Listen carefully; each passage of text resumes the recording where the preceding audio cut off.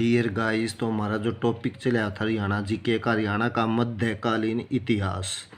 तो इसका जो नेक्स्ट क्वेश्चन है वो देखो, तराइन की दूसरी लड़ाई में किस कियार के बाद अग्रवा का क्षेत्र किसी मुस्लिम शासक के अधीन चला गया।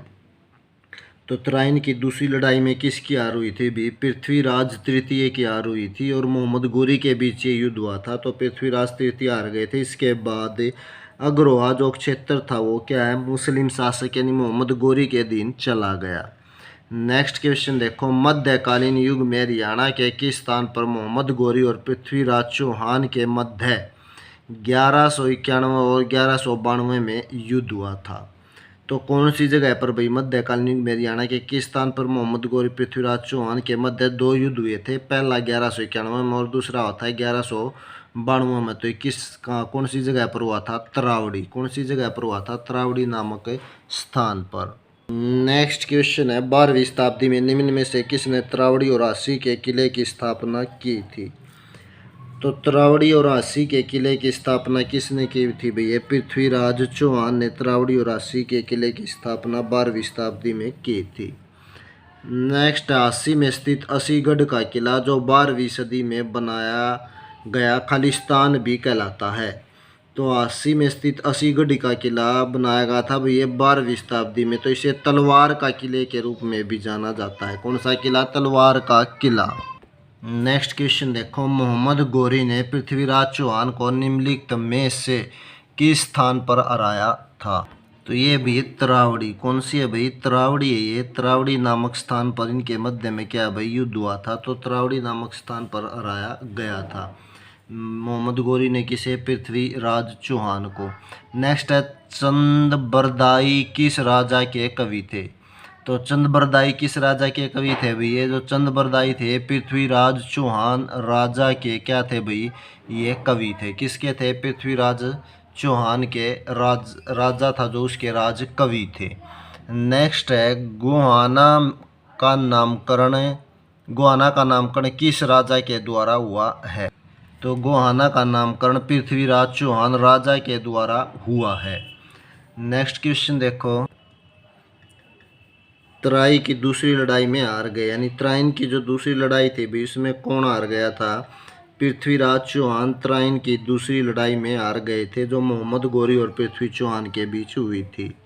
तराइन की पहली लड़ाई किसने जीती? तराइन की जो पहली लड़ाई थी भी वो किसने जीती थी? तराइन की पहली लड़ाई जीती थी पृथ्वीराज चौहान ने। ये भी मोहम्मद गोरी और पृथ्वीराज चौहान के बीच ये युद्ध हुआ था।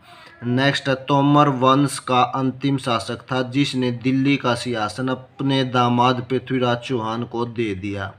तो तोमर वंश के अंतिम शासक कौन थे भाई? अनंगपाल तोमर वंश का अंतिम शासक था जिसने दिल्ली का सिंहासन अपने दामाद पृथ्वीराज चौहान को दे दिया।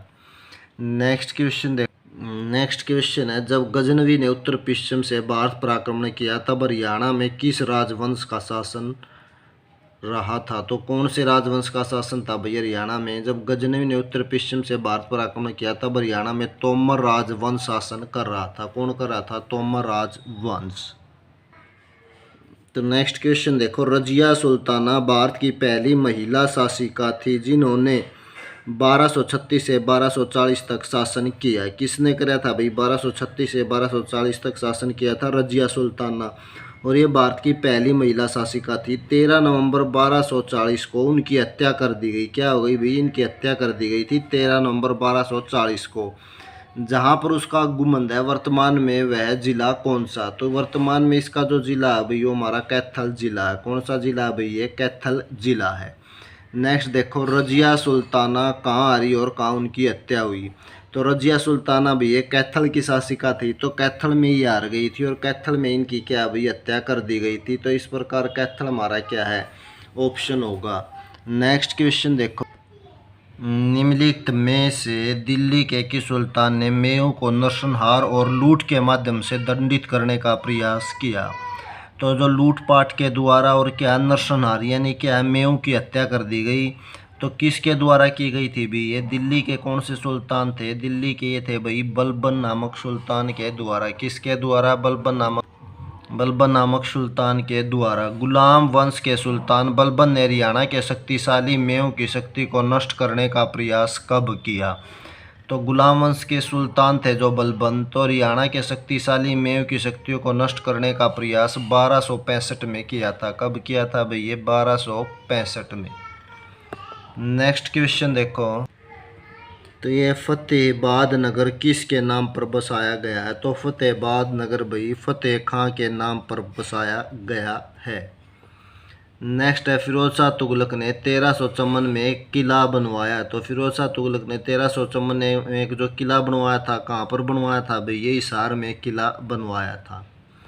नेक्स्ट है, हिसार शहर का निर्माण किस वर्ष से प्रारंभ हुआ था?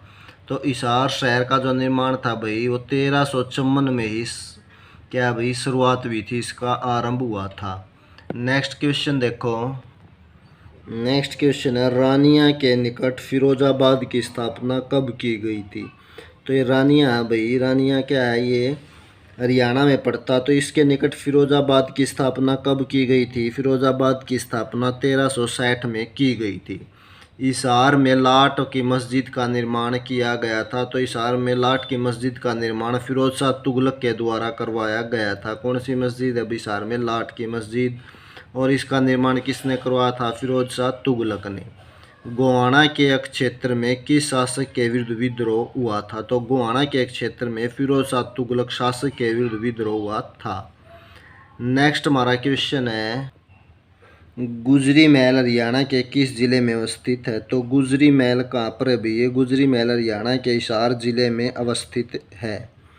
हरियाणा में गुलाम वंश की प्रथम मुस्लिम शासक कौन था? गुलाम वंश का जो प्रथम मुस्लिम शासक है वो बताना है भाई। तो गुलाम वंश का जो पहला शासक था वो था कुतुबुद्दीन ऐबक। हरियाणा में गुलाम वंश के प्रथम शासक थे कुतुबुद्दीन ऐबक। तो ये हमारे भारत के जो हरियाणा का जो मध्यकालीन इतिहास है उसके जो क्वेश्चन थे